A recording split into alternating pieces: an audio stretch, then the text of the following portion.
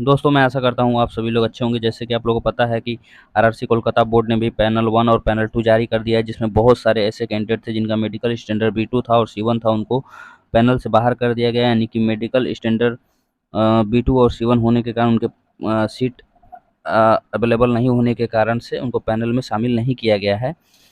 दूसरी बात है दोस्तों कि आप लोग को पता है कि बहुत सारे ओबीसी कैंडिडेट जो यूआर में क्वालिफाई किए होंगे, अगर उनका यूआर में उनको प्रेफरेंस के अकॉर्डिंग अगर सीट नहीं मिला होगा तो उनको वापस से अपने कैटेगरी में प्रेफरेंस को देख करके उनको सीट अलॉट कर दिया गया होगा। यानी कि अभी तक पैनल में जो मैक्सिमम कैंडिडेट का जो पैनल में नाम नहीं है वो मैक्सिमम कैंडिडेट यूआर से ही होंगे, क्योंकि बाकी जो कैंडिडेट अच्छे नंबर वाले हैं वो अपने कैटेगरी में शिफ्टिंग के अकॉर्डिंग उनका C1 और B2 मेडिकल के अकॉर्डिंग उनको सीट मिल गया होगा। लेकिन अब जो ओबीसी और अदर कैटेगरी के जो पैनल आएंगे उसमें बाकी जो कैंडिडेट जिनका B2 और C1 मेडिकल स्टैंडर्ड होगा उनको थोड़ा सा प्रॉब्लम फेस करना पड़ सकता है इस चीज़ को लेकर के, क्योंकि जो B2 और C1 मेडिकल स्टैंडर्ड का जो सीट होगा वो ज़्यादातर जो मैक्सिमम मेरिट वाले स्टूडेंट हैं उनको अलॉट कर दिया गया होगा। जैसे कि आप देख पा रहे हैं कि कुछ दिन पहले 15 तारीख के डेट में साउथ वेस्टर्न रेलवे यानी हुबली बोर्ड ने एक नोटिस जारी किया था, जिसमें उन्होंने अपने नोटिस हेडलाइन में लिखा था कि notice for candidates who are found fit in B2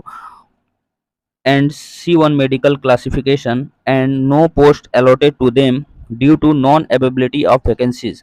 यानी कि जो B2 मेडिकल स्टैंडर्ड और C1 मेडिकल के स्टैंडर्ड के जो कैंडिडेट्स हैं उनको सीट के अवेबिलिटी के नहीं होने के कारण उनको पोस्ट अलॉट नहीं किया गया है। यानी कि इनसे अधिक मेरिट वाले जो B2 और C1 मेडिकल वाले कैंडिडेट थे, अधिक मेरिट वाले थे, उनको अलॉट कर दिया गया है। बाकी ऐसे जो कैंडिडेट थे उनको सीट अलॉट नहीं किया गया है जो मेरिट में नीचे थे उनसे। उसके बाद से यहाँ पे उन्होंने कहा है कि submission of appeal against the decision of first medical examination authority against CN number RRC 1 2019 for level 1 post. यानी कि इससे पहले जो आपका मेडिकल हो चुका है उसके अगेंस्ट में आप अगर एक अपील कर सकते हैं, जिसमें वापस आपका रीमेडिकल कराया जाएगा। उसके बाद से दोस्तों इन्होंने कुछ कंडीशंस दिए हैं, जिसमें आप देख पा रहे हैं कि बोले हैं यहाँ पे कि सच an appeal will be entertained only if candidate produce the medical certificate in the proforma enclose along with the clinical reports in support of their claim. यानी कि जब आप मेडिकल के लिए रिक्लेम करेंगे और उसका जो सर्टिफिकेट देंगे वो आपको सर्टिफिकेट जो देना होगा वो गवर्नमेंट या प्राइवेट मेडिकल अथॉरिटी के जहाँ से भी आप कराएंगे। बहुत कैंडिडेट ऐसे होते हैं जो प्राइवेट से भी कराते हैं, बहुत लोग गवर्नमेंट से भी कराते हैं।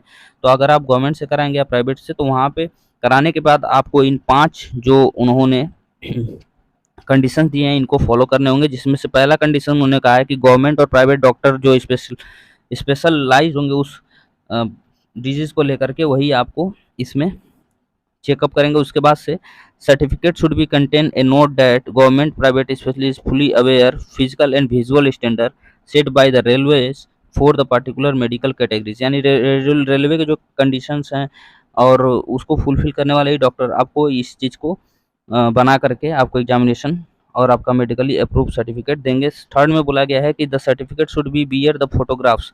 सर्टिफिकेट में आपका जो है वो फोटोग्राफ होना चाहिए। उसके बाद से आइडेंटिफिकेशन मार्क्स भी मेंशन होना चाहिए। उसके बाद से डी नंबर में बोला गया है द गवर्नमेंट और प्राइवेट जो अथॉरिटी होगी जो आपको सर्टिफिकेट देगी उनका MCI और स्टेट रजिस्ट्रेशन नंबर भी मेंशन किया गया होगा, तभी उनका वैलिड होगा सर्टिफिकेट।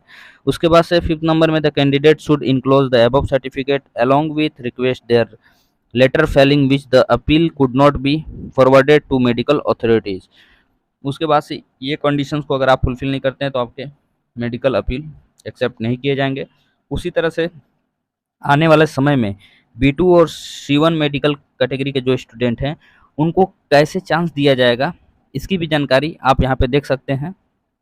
साउथ सेंट्रल रेलवे ने भी एक नोटिस जारी किया था 17 तारीख के डेट में, जिन्होंने क्लियरली मेंशन किया था कि 175 ऐसे कैंडिडेट हैं जो मेडिकली जो B2 और C1 के कारण उनको सीट अलॉट नहीं किया गया है। तो इनको उन्होंने कहा है कि इन जैसे कैंडिडेटों को कब सीट अलॉट किया जाएगा। तो यहाँ पे देखिए उन्होंने साफ लिखा है कि if any vacancy for the post notify for C1 arises in future this candidate will be considered accordingly as per merit and other CEN condition. यानी जो रेलवे के जो अदर CN कंडीशन है उसके अनुसार और उनके मेरिट के अनुसार भविष्य में इनको पोस्ट अलॉट किया जाएगा। और अभी उनको किस कारणों से अलॉट नहीं किया गया, ये भी बात को उन्होंने यहाँ पे देख रहे हैं इस पैरा में मेंशन किए हैं कि as the last date for appeal has been completed no further opportunity for this candidate will be given as per the medical fitness of respective 175 candidates.